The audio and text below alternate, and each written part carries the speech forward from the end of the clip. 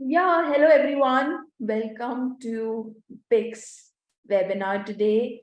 We have Barbara, who's the founder and CEO of the brand Jacq, which is an inspiring story in itself.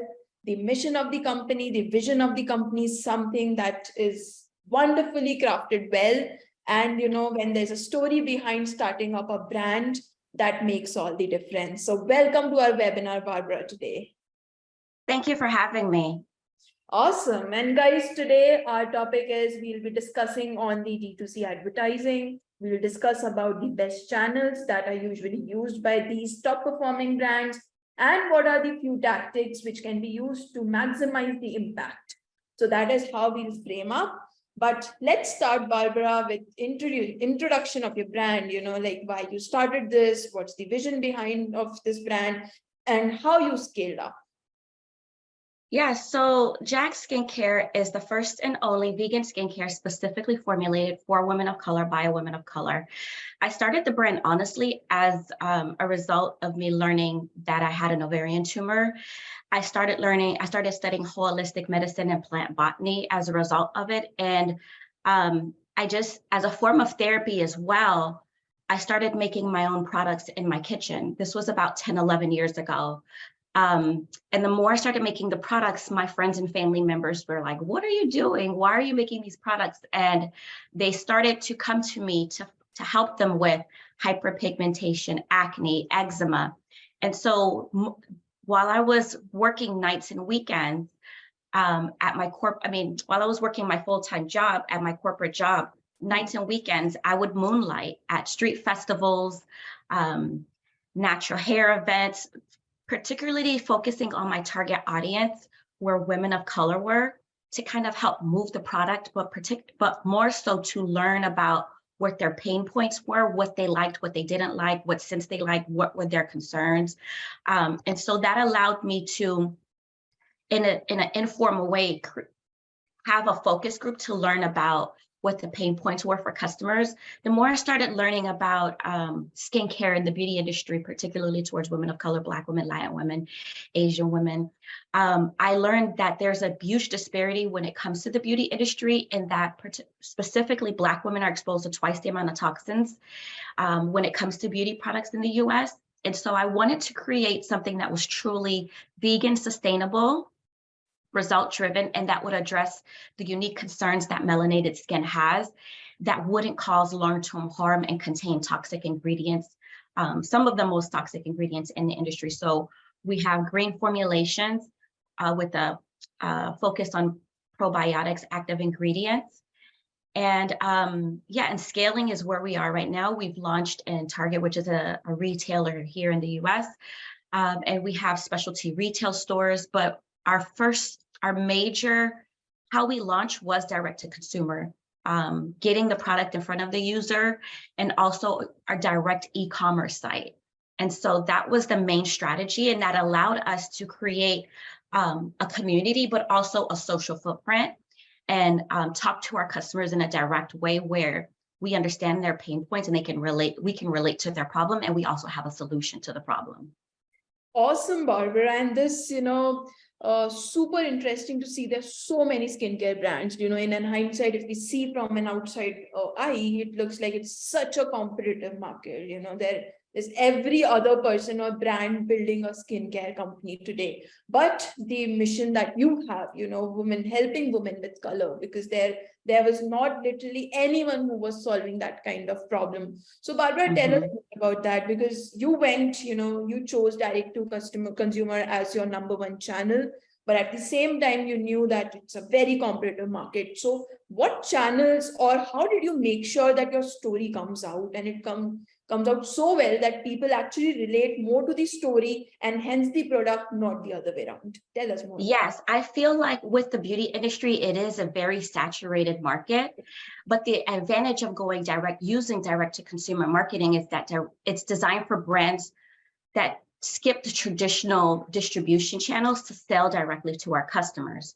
And so if we're gonna sell directly to our customers, I knew that doing the one-on-one sales at the festivals, at the luncheons and the brunches, was a very slow way of getting our messaging out. And so one way to cut out, to accelerate the sales and our growth, to sell directly to our target market, get in front of our customers, was to use social media marketing. Oh. Right. And the fact that at the time there was only Facebook. And so that's what we did. I used Facebook, Instagram, a lot of Twitter, and a lot of email marketing. And in the most recent last 3 years, we've been using SMS text messaging marketing as well. The advantage of having using direct to consumer marketing is that you can control how you speak to your customers, you can control how the customers see you, and it's an easy way to resolve any issues like customer service or jump on trends, and also launch campaigns in a very strategic way. Whereas legacy larger brands have a bureaucracy that they have to go through, where if something is going on or we want to launch a new product, we can do it without having roadblocks in the way, right? And so one of the ways that we did it, particularly with Twitter and Facebook, I did a lot of market research. And what I realized, my first customers were my coworkers and my friends and family, you know. And then when we were at events, I did a lot of capturing emails. So if I were giving up products or selling products, the first thing I would ask somebody to do is to sign up for our newsletters and follow us on Facebook, because Facebook was king then. Twitter was a little bit of a different tactic. It wasn't used much for selling at the time, but Twitter was used for more like getting in front of reporters, getting in front of writers to write stories about us.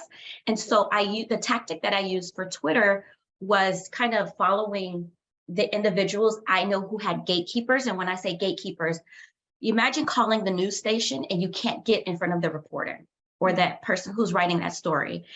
Twitter is that tool where you can bypass the gatekeeper because that person is managing their own Twitter page.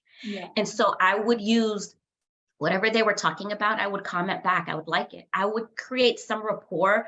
So they would say, who is this? And why is this person always on my page? And that's how we got our first news feature, because a reporter here in South Florida was like, I love your story. I love what you're doing. I want to come to your house, because I was still making the products in my home. And then that way we also connected with bloggers, influencers, to create user-generated content and to also get their opinion so that we can work on our social footprint and tapping into their database. With Facebook, it's a little bit more strategic in a sense that there are a lot of Facebook groups. And I joined professional Facebook groups as well as industry groups where I can get in front of our customers. And we also ran a lot of ads. As everybody knows, Facebook ads is very, very tricky. But that's how I was able to get our numbers up on Facebook. Even though we're a very small brand, I was able to do the pay-per-click and get the product in front of our customers nationally. I did a lot of things that were wrong, but as a byproduct of that, we got a lot of individuals that followed the page. As I started to hone in on understanding Facebook ads, we were then able to kind of understand where our customers were coming from and stop focusing on a national base and focus on certain parts of the country where a lot of the sales were coming from, because at the time, data analytics wasn't that robust when it came to websites, right? I had to look at the orders and say, okay, we had a number of sales from Texas, a number of sales from this place. We're getting some sales from Canada, but that didn't give me an understanding of where my customers were coming from, especially since we were doing Twitter and Facebook, but the Facebook ads allowed me to hone in on, okay, we're running a lot of ads in this, it's trending in this particular demographic area, this target area, this state, and it's also targeting these particular kind of customers. So we started to hone in on our vegan customers, because we also started sending out surveys to understand why people were following us, why were they purchasing it from us, and why they were repurchasing. And what we found was that a lot of customers were purchasing from us, number one, because we were vegan and clean and we didn't contain toxic ingredients. Number two, they love the formulation. And then number three, they purchased from me because we were Black owned and they wanted to support a Black owned business because they had never seen, or was just a few amount of Black owned brands on the market doing what I was doing and speaking to them in a way that resonated with them and their pain points. And then came Instagram. Instagram was a different beast, right? Because it wasn't as formulated and curated at the time.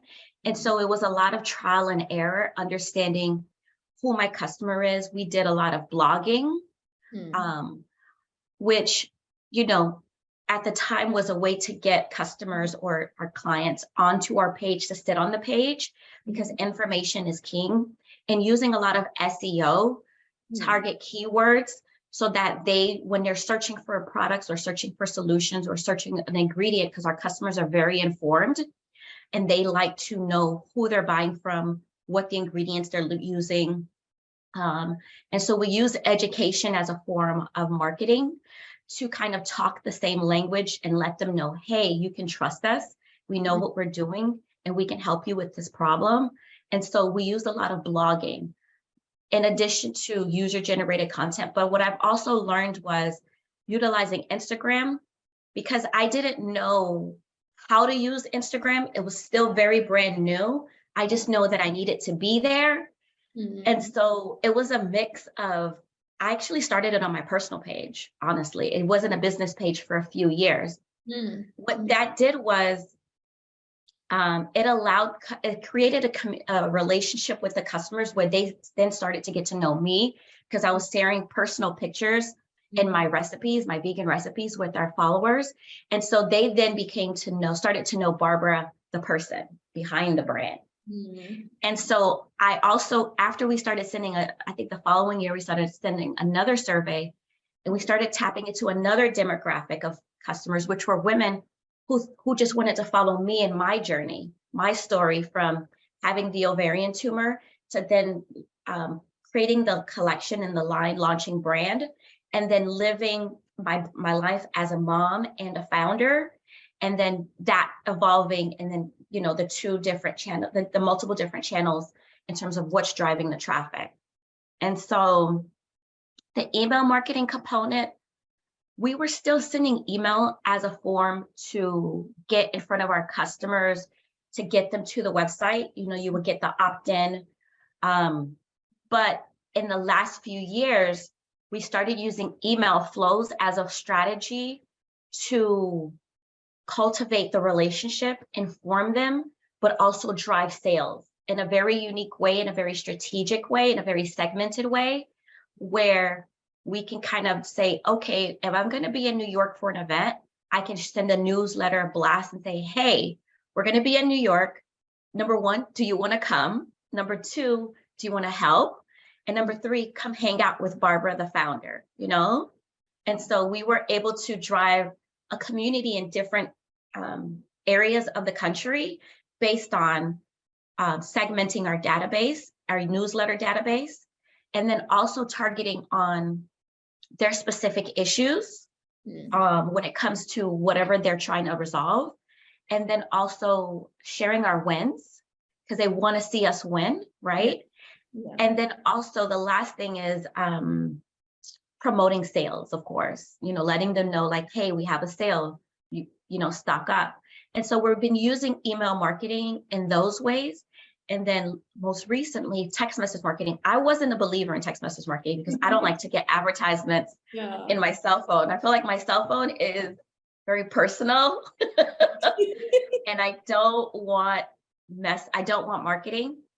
But what that taught me is that there's two kinds of customers that don't receive emails and customers that receive text messaging. Customers that receive emails do not like text messaging because I'm a customer that loves emails. But customers that receive text messaging want nothing with emails.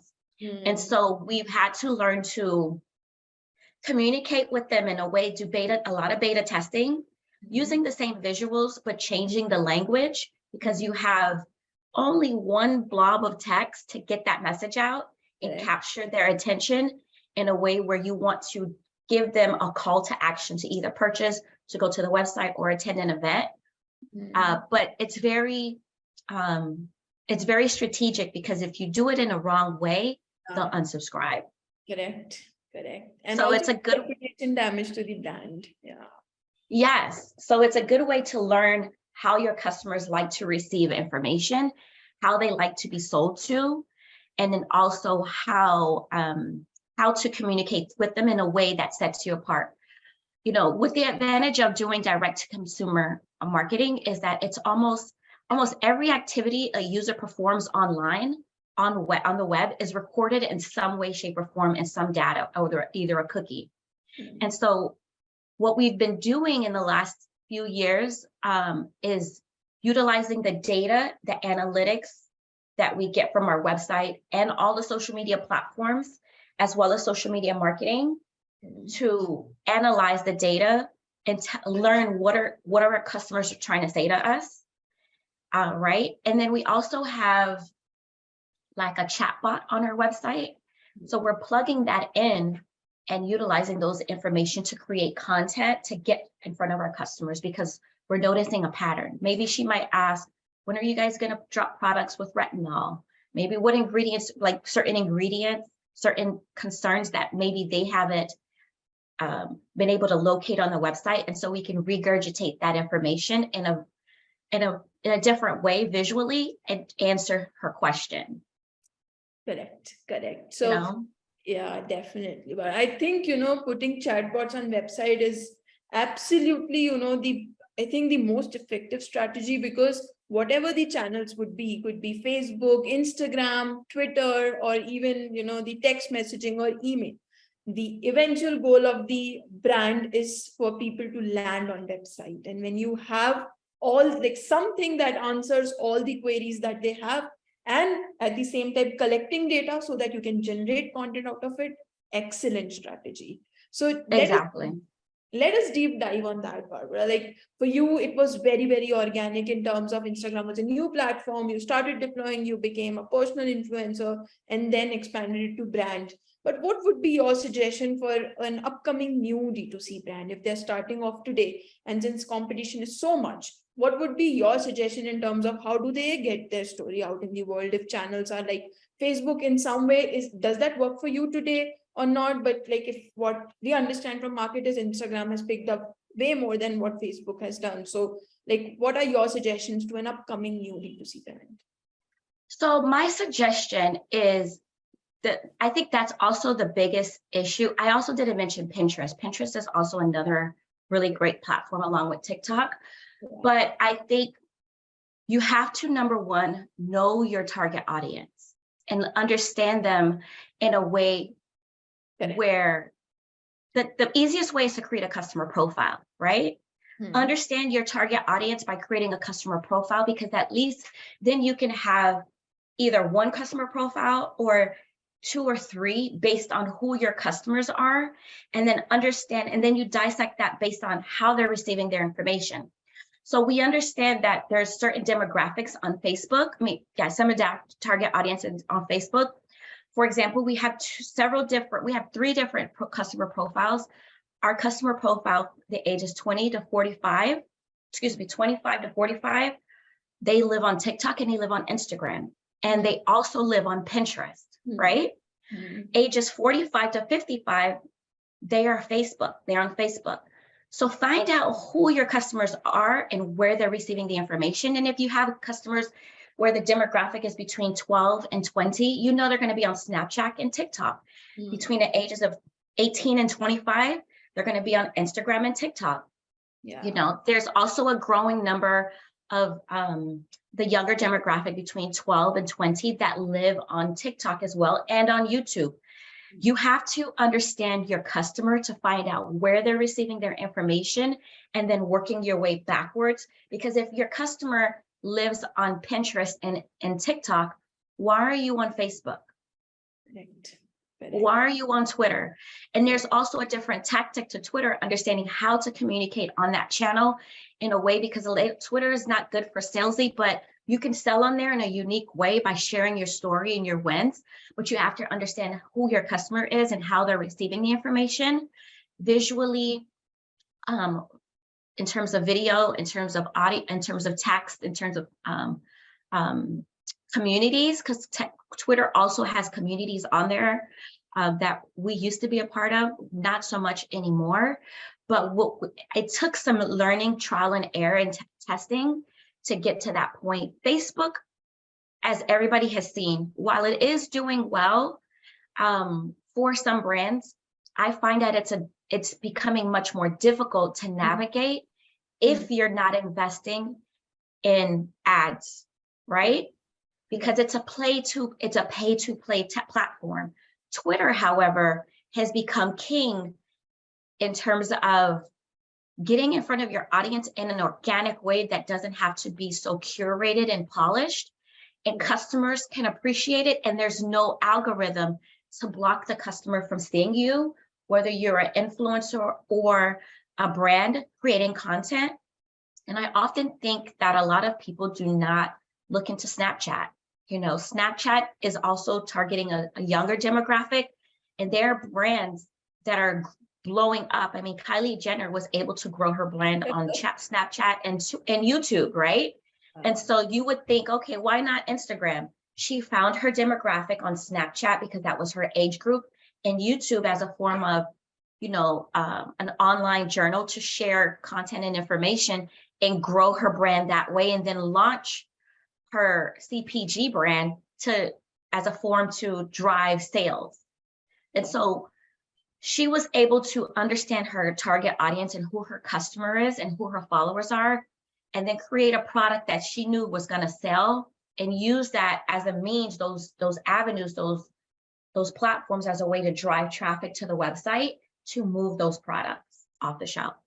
Got it. So in the end, it's about understanding your customers, like understand where they are and build a community on top of that. And build a community, but understand your customer, but also have a creative strategy. We hear those unicorn stories where people are like, oh, I just turned the camera on, and you know, that doesn't happen for the everyday average person. I feel like we're at a very lucky time where honestly, you can Google and YouTube and go into a library and find information on how to create X, Y, and Z, which you need.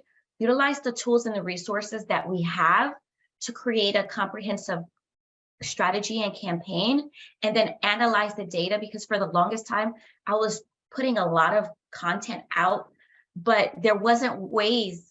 I feel like it was a very archaic way of analyzing the data to see, did this work or did this not work? And it was based on sales and likes, right? And it's kind of like you're walking in the dark.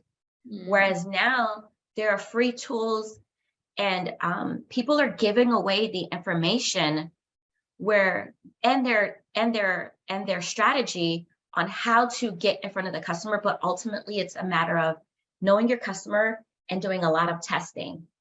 Correct. Absolutely. And it will take multiple months and years, and even after that, you know, everything evolves with time, channels evolves, you know, consumer behaviors evolve, so it will keep changing.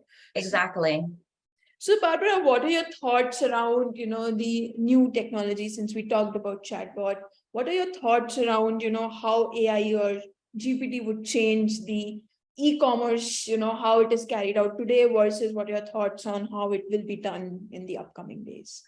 So chat, you know, the AI, I am very intrigued by it, because the fact, I kind of feel like it's a cheat sheet. You know how in school, when you have to write a letter, or write a paper, and you would have to pull like from your creative, like you have to do the work and do the research.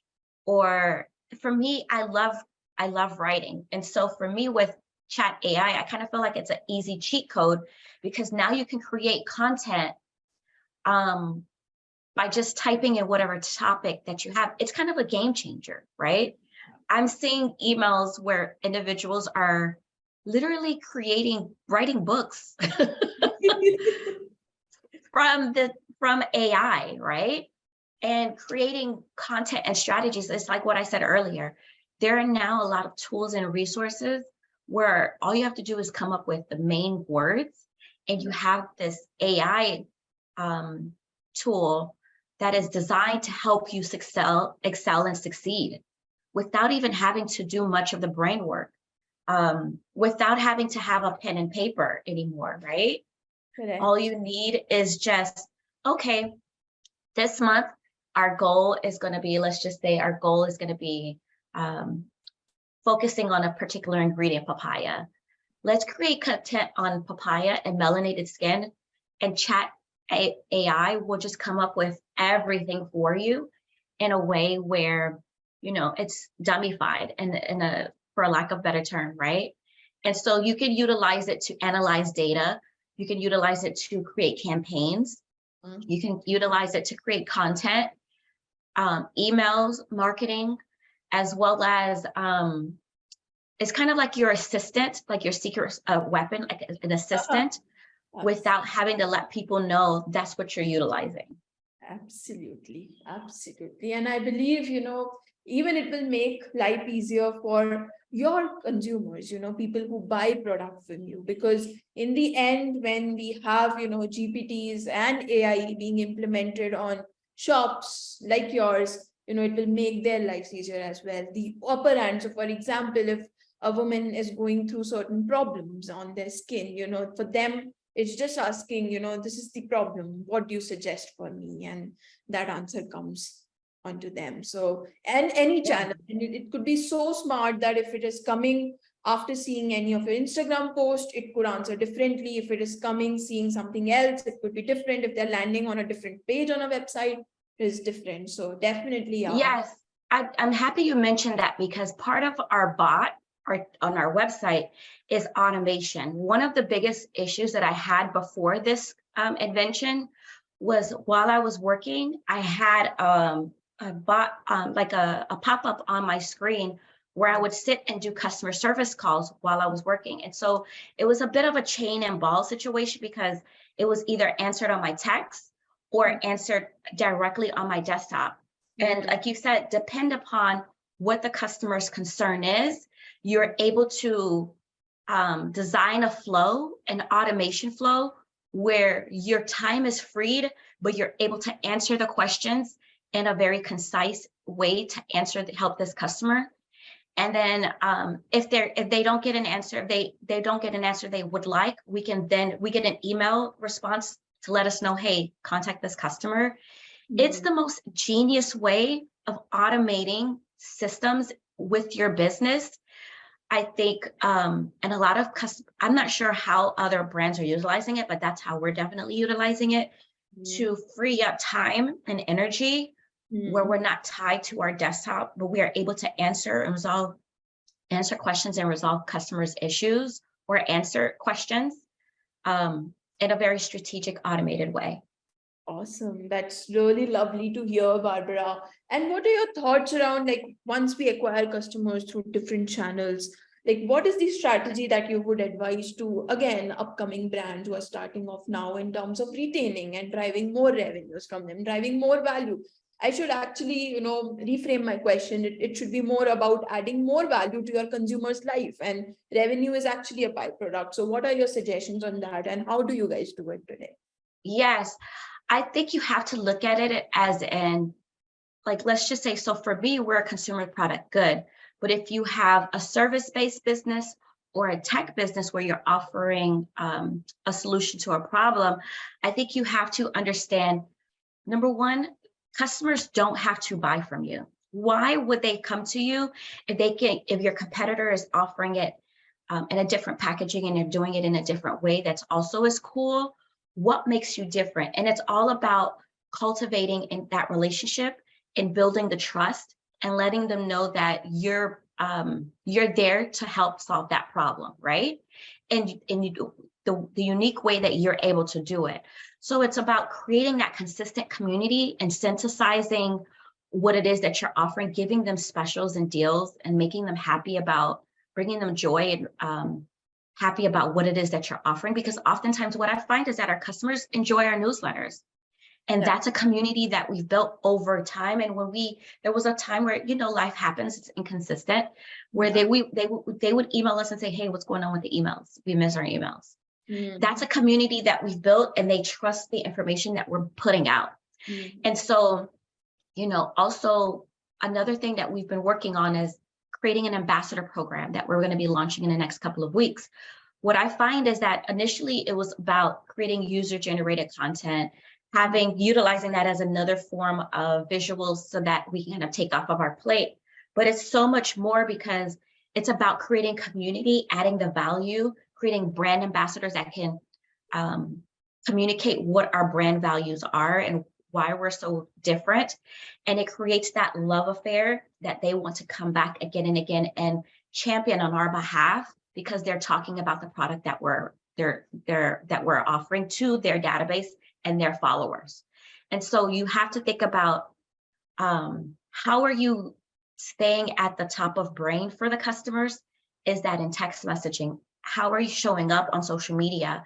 How are you communicating a problem and the solution in email marketing?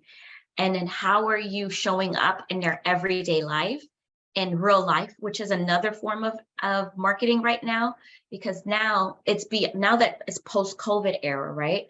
Everyone wants to be outside, right? And then with CPG brands, we're trying to figure out creative ways to do that in real life, where our customers can now have the product in their hand or see it, because with beauty being extremely competitive, you have conferences, you have beauty events, you have festivals. Everyone wants to be outside in a way where they're like, oh my gosh, this is my favorite brand. I want to go support, or let me go take a picture. They want those experiences in life, in real life. How are you doing that in a way post-purchase? Because majority of the time, I think a customer has to see it 100 times before they even purchase. Yeah. And then how are you bringing them back? You know, what is the reason why they would want to come back and purchase from you? From, Jamie down the street.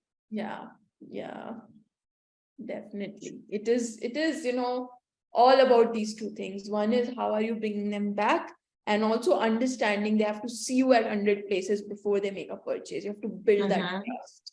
And that's how journey starts. And in between, definitely your delivery and basically post-purchase experiences, all that matters. Like how the customer service was, how on time the promises were met, and how the product delivered. And on top of that, the channels and the community efforts that we do matter. Yes, I think very early on, I didn't think about post-purchase strategy and understanding surveys, understanding where we dropped the ball, because as a small brand, oftentimes we're not Amazon, and we live in Amazon era where everybody wants something immediately. And as a smaller brand, it may take us a little bit longer to get the product out. And so we had to understand, like, that was a pain point for us, for our customers to understand, like, they're like, why isn't my product here? I'm like, you just ordered your product yesterday. What are you talking about? And communicating to them like, hey, we're not a big brand. We're a small brand. We're a small team. Give us a little bit of time. But we also had to communicate that in all of our emails to let them know, to set the precedent, to set expectations, right? But also to create a flow, to understand where the disconnect was, and why they're not purchasing back from us, and then why they are purchasing back from us, and how can we make it better? Yeah, absolutely. It is super important. It's as important as, the first touch point that happens with any consumer. It is super important, because this time consumer has also put in a certain level of trust on the brand, and has their expectations have gone higher now. Absolutely. And what do you think about, since you mentioned about events, you mentioned about, you go to multiple places, you put out email that we are in NYC, come meet us, etc. So offline as a channel has been, a good contributor, from what my understanding in our last 20 minutes of conversation, Barbara, is for Jacq. What do you think of offline as a channel, and how you are actually amalgamating it with online channels that already existed for you?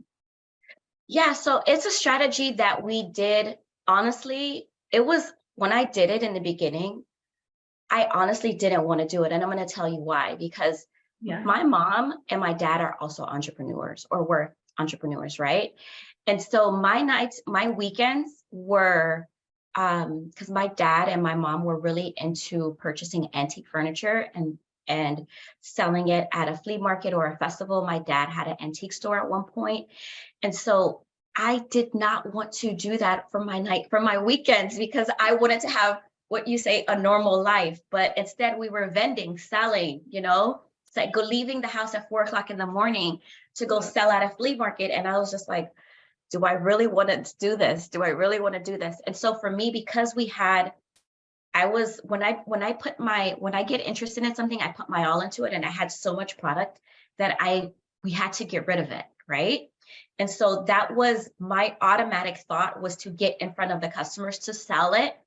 And that was the quickest way to move product. And it still is the quickest way to move product, as opposed to a customer coming onto the website 5 times during the week, maybe 2 times during 2 weeks, and debating, okay, do I really want to trust this customer? Do I really trust this brand? Whereas somebody will do an impulse purchase immediately because they get to see, smell, and see it's a real person, and either give you cash or swipe their card. It's the easiest way to, I find, move product. It's the easiest way to ask customers, well, why don't you like it?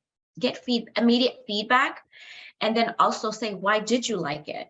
And then the more I find the more that I talk and I explain and educate our customers, the more, a higher percentage that they'll actually purchase more products. Correct. Because number one, they will always ask me when they see me, are you the brand founder? Because they know nothing about the brand. And I will say yes. And they're like, oh my gosh, I want to learn more. How did you start this brand? Why did you start this brand? And how did you get to this point? And then they'll start to say, okay, well, this is my problem. And so it's an immediate opportunity to build trust. And that also goes for trade shows. So let's just say you're in information technology, or you have an app. That's the quickest way for you to get in front of what is the term called? In front of enterprise customer. And explain to them in a very passionate way, because an email, oftentimes, I feel like cold emails are when it comes to information technology, it's very difficult to acquire customers or new customers, because there's not a lot of touch points in real life. So you have to do it virtually, and it gets lost in the inbox. Whereas at conferences, they can see your banner, they can understand what you're offering, they can take that pamphlet and then think about, oh my gosh, I remember this person told me that this was a problem that they're solving. I trust him, he looked good. He had a team with him, it looks legit. Let me reach out and have a meeting with them. It creates trust, and it also creates that community, because now this person is in your newsletter database, and you can create a segment to say, okay, I know this customer, these customers have this type of problem, and I can create specific marketing based on what their problem and the solution is, and also provide industry information to build that trust. And then if I'm in their town or that city, I could then send an email and say, hey, do you want to have coffee? Or I'm going to be speaking at an event. Would you be interested in being my guest? And then that builds rapport over time as well. Superbly well framed, Barbara. Segmentation definitely is the key. Like, you need to segment your customers and, show them the communication which they want to show, instead of pushing similar things to everyone.